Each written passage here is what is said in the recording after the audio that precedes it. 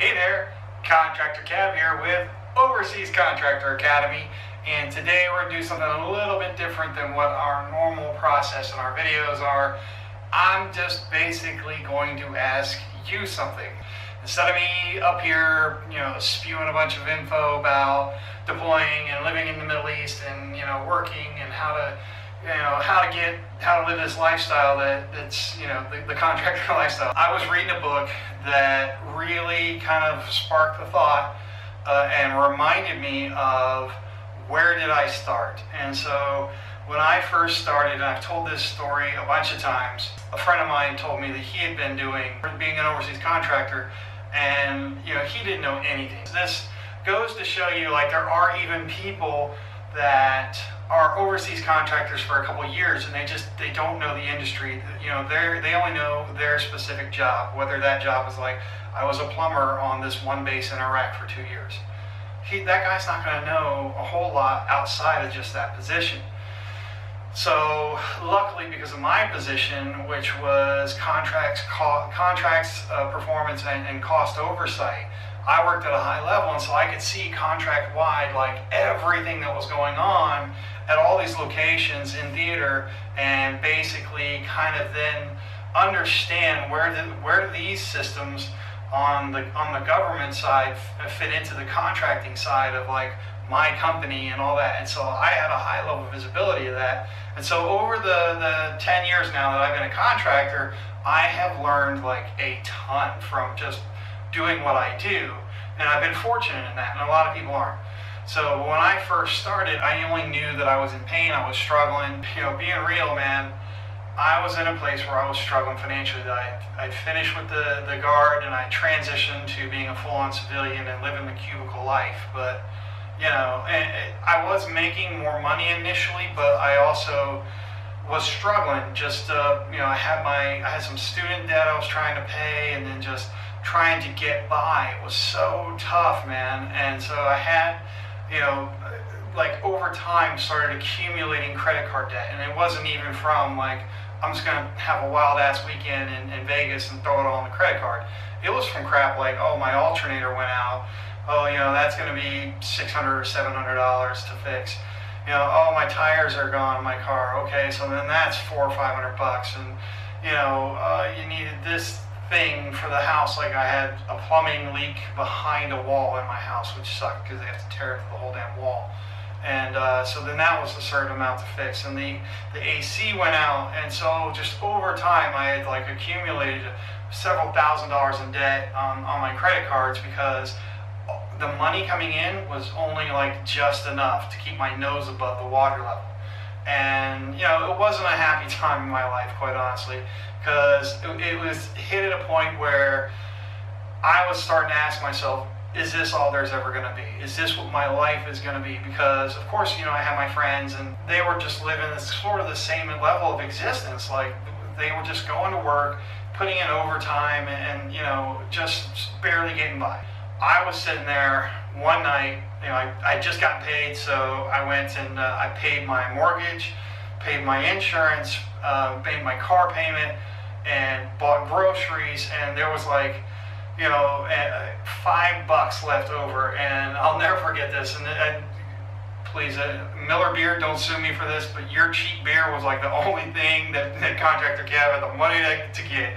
Yeah, man, so I was like, fuck it, just Miller Beer. It was like I want to say like $4 and change.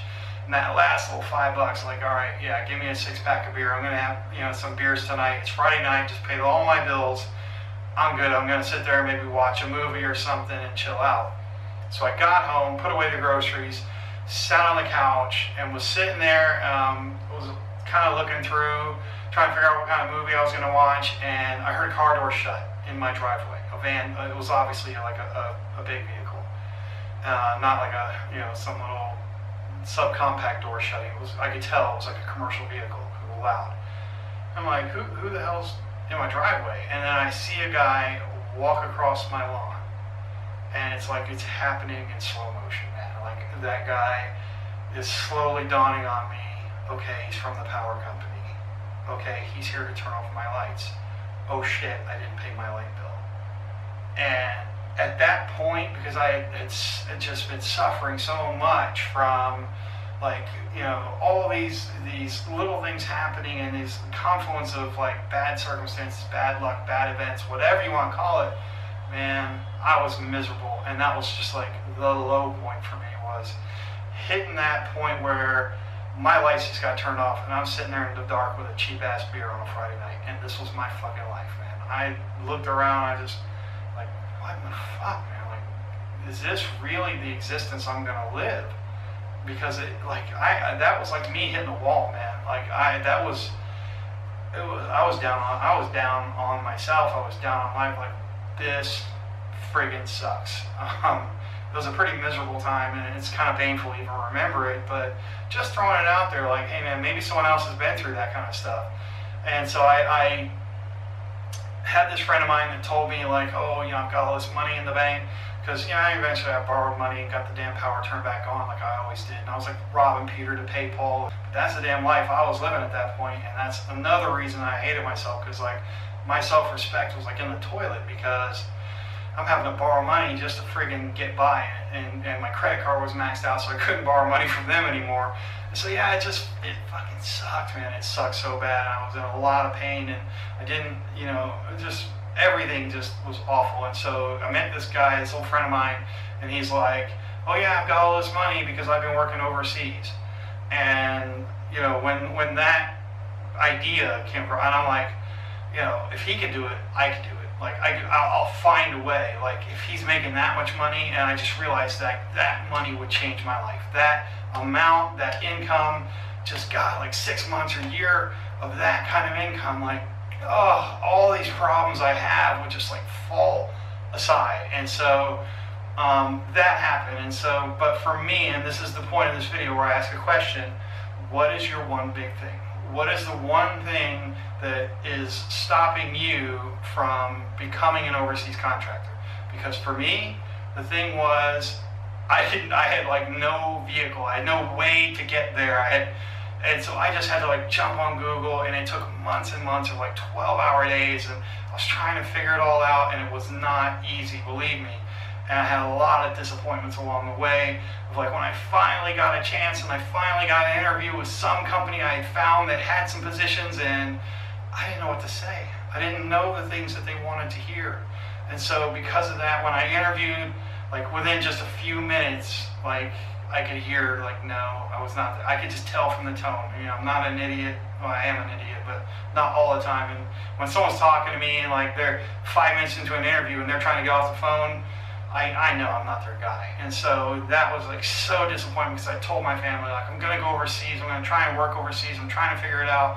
And then, oh, I got an interview, and so like my friends and family are like really hopeful for me as well, and then it doesn't work out, and it's so disappointing. I mean, it's like, God, it sucked. And so my one thing that stopped me really was just knowing what to do and knowing what to say, finding where to apply, and just like get started.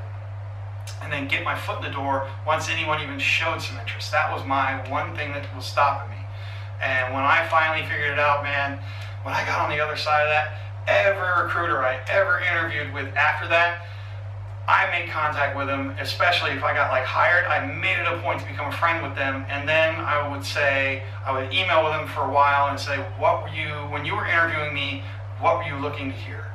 And that way I knew, like, I would correct that problem for myself. Like, I never thought of this whole Overseas Contractor Academy. I was doing it for myself because I never wanted to go through that pain again. I wanted to, like, that rejection when you hear it in someone's voice, oh, it's like a friggin' punch, man. It just, like getting kicked or something. It sucks. So I never wanted to go through that again, and I knew I wanted to, like, hey, I want to make this kind of money. How do I fix that? Okay, I'm gonna ask the people doing the interview. I'm gonna ask these defense recruiters, like, dude, tell me what it is that you wanted to hear me say that, like, you know, got me in the door. And so then, years and years later, when I made this course, I knew to put that stuff in there, because that's like gold, man. That's what's going to get you in the door. Like, you know, yeah, you might even be able to find the places to apply, but if your resume isn't set up, and that was another thing, like asking them what was the right resume set up, what did they want to hear, what did they want to see on that resume, and then when I got an interview, what did you want me to say? Like, finding those things out from defense recruiters, from their mouth. That's vital, man. And I had like no plans of this thing, but then when I made it, I'm like, yes, that's another thing I can teach people. And so I put that in the course. It's just, today is just curious, what is your one thing that's holding you back? Tell me down in the comments box, man. Like, I will try to help you out with it, whatever I can. Let's have a conversation. And yeah, tell me what your one thing is, and let's start this thing, and hopefully I can help you. So until next time, thanks for tuning in. Thanks for subscribing if you're a sub. Hit the like button if this is the kind of video you want to see more of. And yeah, we'll see you next time.